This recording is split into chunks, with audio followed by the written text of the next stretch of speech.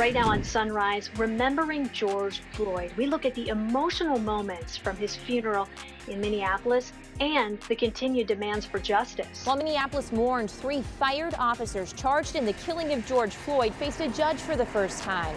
What we learned in court and the emergency city council meeting today, hoping to bring change to the police department. After nearly 10 days of unrest, optimism. Better days are ahead. You can have something blank, but you can turn it into whatever you want to turn it into. We talked to one Minneapolis rapper on turning anger into hope. A local business kicked out of Midtown Global Market. The old social media post from the CEO's daughter that's now coming to light. After thunderstorms rumbled through overnight, we're looking ahead to the weekend. When can we expect more rain? It's Friday, June 5th. KARE 11 Sunrise starts now.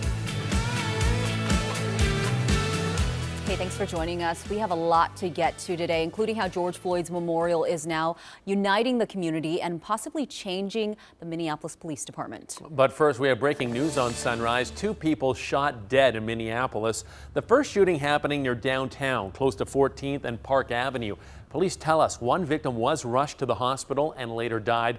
They are investigating this as a homicide. The other happened around 9:40 last night. Police were called to North Memorial, where first responders found a man dead in a car near the parking ramp. He appeared to have been shot, but details about when and where still being investigated. No arrests have been made in this case either. We're also taking a look at the weather as per usual. Hit with some pretty big storms overnight, but look at that beautiful shot of Minneapolis and the sunrise right now. Laura, hopefully those showers will stay away for the weekend.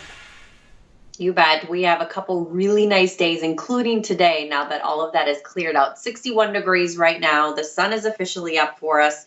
And by mid-morning, we're already seeing 70s. It's a warm day, but it's not humid. A little breezy. Those northwest winds will be dropping the humidity levels as we head to about 83 degrees this afternoon.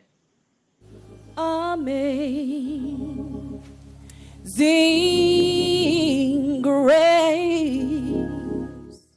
One of the many powerful moments as friends and family say goodbye to George Floyd. Yeah, we have team coverage this morning looking at new developments into the death investigation and his touching memorial. So let's toss things out to Ellery first. Ellery, it was an emotional but hopeful celebration of his life. Yeah, Gia, I mean, so many emotions, at that service yesterday. And I know watching it myself, I teared up a few times, especially when George's family was talking about him, just learning more about who he was as a person. They kept saying, growing up in Houston, they didn't have much, but they had a loving home. Can y'all please say his name? Thank y'all. So during the service, Reverend Al Sharpton gave a 27-minute eulogy full of energy. He called for justice and called for a new march to Washington to push for a federal act like those passed during the civil rights movement. Sharpton says from what he's seeing with all of the protests and seeing them be so racially diverse, he's more hopeful than ever. When I looked this time and saw marches where in some cases young whites outnumbered the blacks marching, I know that it's a different time and a different season. This is the time. We won't stop. We gonna keep going until we change the whole system of justice. So some celebrities showed up like Ludacris, Kevin Hart, and T.I. They joined Reverend Jesse Jackson and Martin Luther King III. And Governor Walz was sitting next to King during that service. Now, before the service, St. Paul Mayor Melvin Carter planted a fist on George's casket, and Minneapolis Mayor Jacob Frey was seen visibly sobbing as he knelt down on one knee and paid his respects. I think a big pivotal moment, though, came at the end of that service when everybody in that sanctuary stood in silence for 8 minutes, 46 seconds. That's how long the officer's knee was on George's neck. Thank you for that, Ellery. The memorial was just 2 miles from where Floyd was killed. It's there at the intersection at 38th and Chicago. A makeshift memorial for Floyd still stands. Right now, there's a petition going around to rename Chicago Avenue George Floyd Avenue. The area has become a symbol of change for people in the community. Because a man's life was lost in order for other people to realize how much other people's lives matter. It shouldn't have came to that, but I believe that God knows what he's doing. And he has a way to bringing us together. It might be the way that we would like, but look at the community coming together. Just around the United States, it's actually looking united right now. Attorney General Keith Ellison visited the memorial yesterday to pay his respects. He's now leading the investigation into Floyd's death. This is about justice on behalf of the people of this state, this country. Yeah, people at the memorial are confident the new charges prove their demonstrations are working. The former officer Derek Chauvin will be in court on Monday. He faces several charges, including second-degree murder. Video shows he had his knee on Floyd's neck for more than 8 minutes. The 3 other former officers involved are charged with aiding and abetting murder. Tou Thao, J. Alexander King, and Thomas Lane dressed in orange jumpsuits yesterday for their first court appearance. Meanwhile, the Minneapolis City Council is holding an emergency meeting today to approve changes to the police department. And Jennifer Austin joins us from City Hall this morning.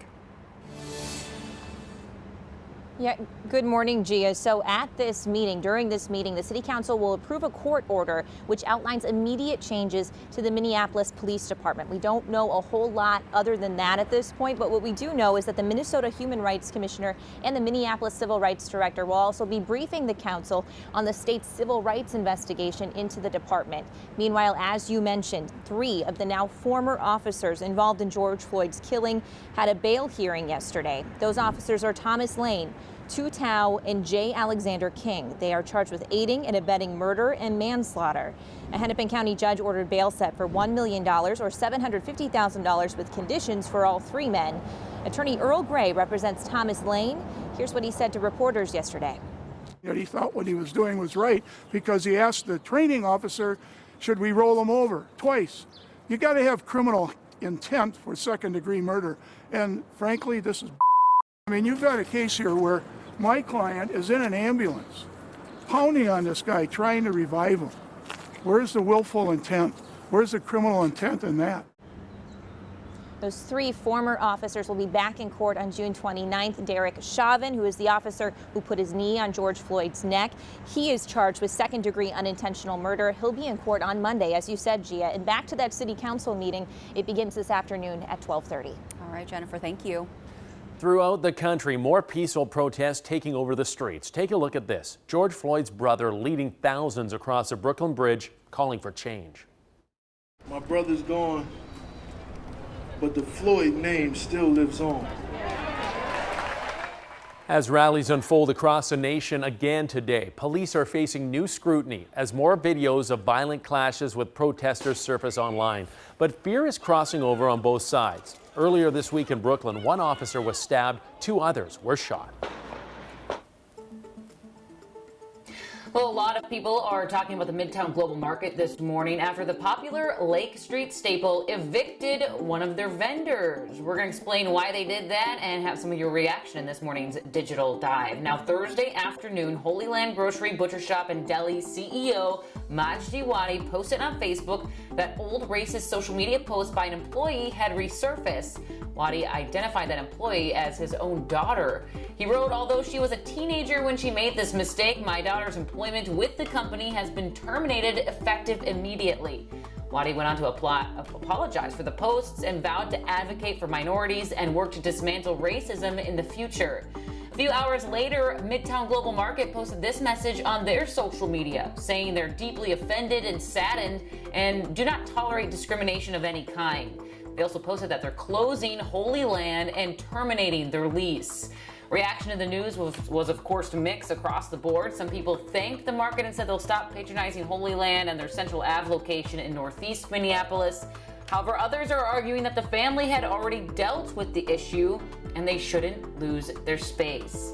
We got this comment here from Jesse saying he fired her already, so they got terminated for an ex-employee's posts. A little late on that one, Midtown. So yeah, Chris, a lot of people, obviously Holy Land was a very popular spot at the Midtown Global Market, but again, now it won't be there. So it sounds like their only location right now is at Central Ave in Northeast. And Midtown Global Market taking a stand there. Thanks, Alicia. Laura, let's get to you with our One Thing weather today. Well, it's a beautiful Friday after storms rumbled overnight, maybe waking you up. Those are all out of here, and the sunshine is now settling in. It's low humidity, it's breezy with low 80s today.